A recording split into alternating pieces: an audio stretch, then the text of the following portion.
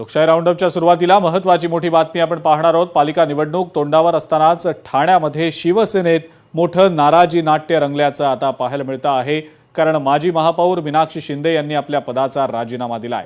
सध्याच्या राजकीय परिस्थितीचा विचार करून या पदावर काम करण्यास आपण असमर्थ असल्याने राजीनामा देत असल्याचं कारण मीनाक्षी शिंदे यांनी दिलेलं आहे। मात्र शाखा प्रमुख विक्रांत वायचळ यांची शिवसेनेतून हकालपट्टी करण्यात आल्यामुळे नाराज होऊन मीनाक्षी शिंदे यांनी राजीनामा दिल्याची जोरदार चर्चा सध्या सुरू आहे। बरेच वर्ष जिल्हा प्रमुख म्हणून काम केलेलं आहे। आता मला असं वाटतं की मी दिलाय राजीनामा, तर त्याच्यावरती उद्या मी तुम्हाला स्पष्टीकरण देईन। एका शाखा प्रमुखासाठी अशा प्रकारचं पाऊल उचललं जातं अशी माहिती समोर आली, काय सांगा? मला असं वाटतं ज्या प्रभागाचं पालकत्व तुम्ही स्वीकारता त्यावेळी पाल्यांच्या मागे जर तुम्ही ठामपणे उभं राहू शकत असाल तरच ते खरे पालक असतील।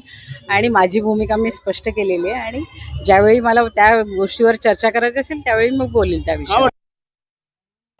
शिवसेनेच्या नेत्या नीलम गोऱ्हे यांनी जागा वाटपाबाबत एकनाथ शिंदे यांना फोन केल्याची आता माहिती मिळतेय। पुण्यामध्ये भाजपनं शिवसेनेला कमी जागा दिल्याची खंत देखील त्यांनी व्यक्त केलेली आहे। भाजपनं शिवसेनेला केवळ 15 जागा देऊ केल्याची माहिती नीलम गोऱ्हेंनी उपमुख्यमंत्री एकनाथ शिंदे यांना दिल्याचं समजतंय।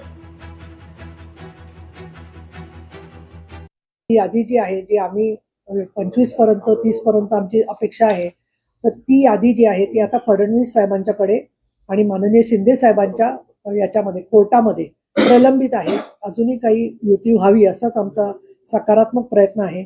परंतु सन्मानजनक जर का संख्या झाली नाही आणि मोठ्या प्रमाणामध्ये कार्यकर्त्यांचा लोंढा पण आमच्याकडे येतोय, तो सगळा विचार करून आम्ही योग्य तो निर्णय लवकरात लवकर घेऊ।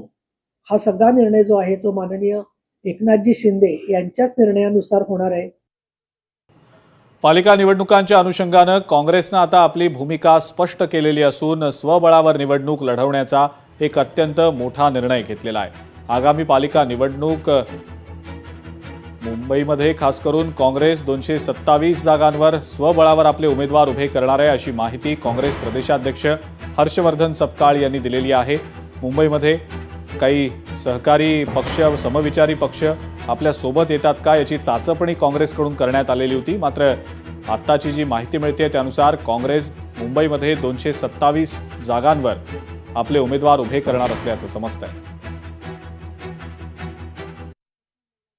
महाराष्ट्रात कुठेही घड्याळासोबत, धनुष्यबाणासोबत, पतंगासोबत किंवा अजून कोणत्या इतर पक्षासोबत जाण्याच्या संदर्भात कुठलाही निर्णय हा झाला नाही। कारण अशा प्रकारचा कोणताही प्रस्ताव हा अगदी थेट इंजिनपर्यंत कोणाचाही प्रस्ताव आला नव्हता।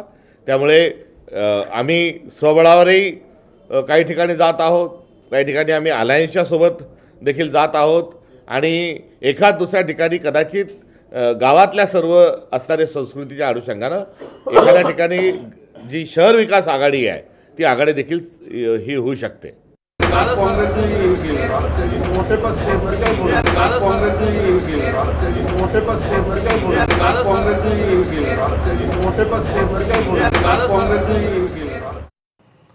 नाशकात मंत्री गिरीश महाजनांच्या उपस्थितीत भाजपमध्ये मोठे पक्षप्रवेश आज पार पडले। भाजपनं ठाकरे सेनेसह काँग्रेस आणि मनसेला सुद्धा मोठा धक्का दिला।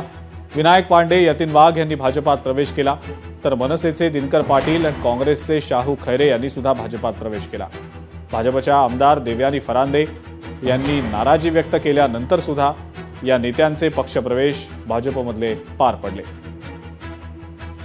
नाशिक जिल्ह्याचे पालकमंत्री गिरीश भाऊ महाजन, सर्व पक्षातील सीमाताई हिरे असतील, फरांदेताई असतील, राहुल भाऊ ढेकले असतील, बाळासाहेब सानप, लक्ष्मणजी सावजी, विजयजी साने, आता निलेशजी बोरा, आशिषजी नार, सुनीलजी केदार या सर्वांच्या मार्गदर्शनाने आज या नाशिक शहरामध्ये जिल्ह्यामध्ये काम चालतं आणि आमच्या सर्व कार्यकर्त्यांचं, हितचिंतकांचं मत होतं की तुम्ही भारतीय जनता पार्टीत आपल्या सर्वांगीण विकासासाठी गेलं पाहिजे। मी राजीनामा दिला, मग मागून मला माहीत नाही, मला अजून मिळालं नाही, पण माझा राजीनामा पहिला केला होता। राजीनामा पाठवल्यावर विषय नाही ना, राजीनामा पाठवून दिला। माझा चांगला रोल राहणार आहे म्हणून मला प्रवेश दिला। सर्वजण आज या पक्षामध्ये प्रवेश करता आहेत आणि याचं मुख्य कार्यकर्ता पुन्हा सांगेल की ज्या व्यक्तीने देश पुढे चाललेला आहे ज्या गतीने आपला विकास चाललेला आहे देशाचा, मोदींचं नेतृत्व अतिशय कणखर नेतृत्व या देशाला मिळालेलं आहे आणि त्यामुळे सगळ्यांचा विश्वास पक्षावर आहे. राज्यामध्ये पुन्हा देवेंद्रजी आले आणि जी कामं त्याच्या नेतृत्वाखाली चाललेली आहे, जी त्याची विचारधारा आहे, त्यामुळे सगळ्यांना वाटतंय की आपण या पक्षामध्येच राहावं. भाजपच्या आमदार देव्या